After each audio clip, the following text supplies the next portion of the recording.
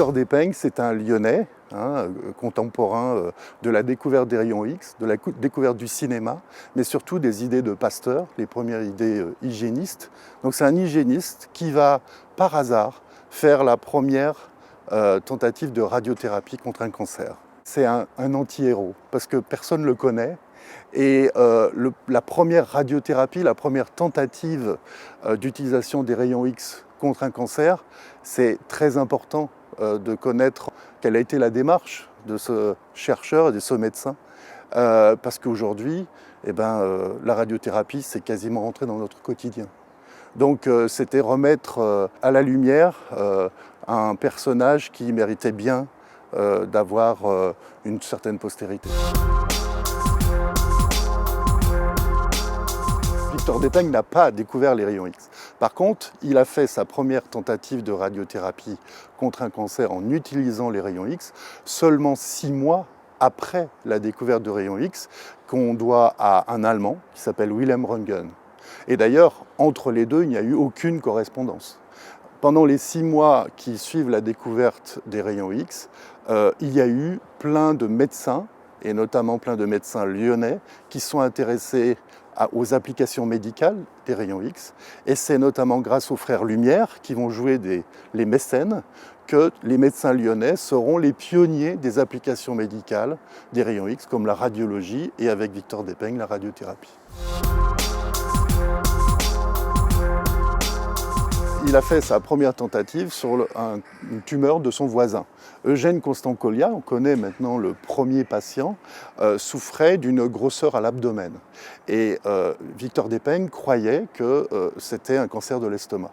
Donc il a irradié la grosseur et il s'est aperçu que la grosseur diminuait au fur et à mesure des séances de radiothérapie. On sait aujourd'hui que ce n'est pas un cancer de l'estomac parce que les cancers de l'estomac sont généralement radiorésistants. On ne voit pas diminuer la tumeur. Par contre, ce qui est très probable, c'est que cette tumeur soit un lymphome, un cancer du sang qui soit complètement associé à l'abdomen et les lymphomes sont radiosensibles. Et donc, c'est une sorte de hasard avec un coup de chance extraordinaire parce que non seulement il s'est trompé de diagnostic, mais la thérapie a quasiment marché.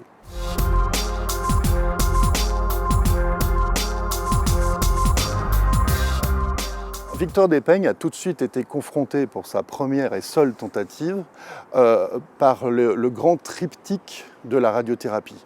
Focaliser sur la tumeur, espacer les séances pour que les tissus sains puissent réparer alors que les tumeurs vont continuer à mourir. Et puis, il y a cette notion qui est importante de dose. Or, la dose de radiation n'était pas connue, on ne savait pas mesurer la dose.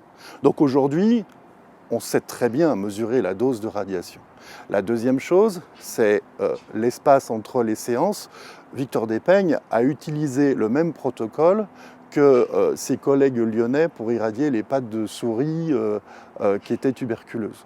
Donc là, c'est un hasard. Il a irradié le matin et le soir.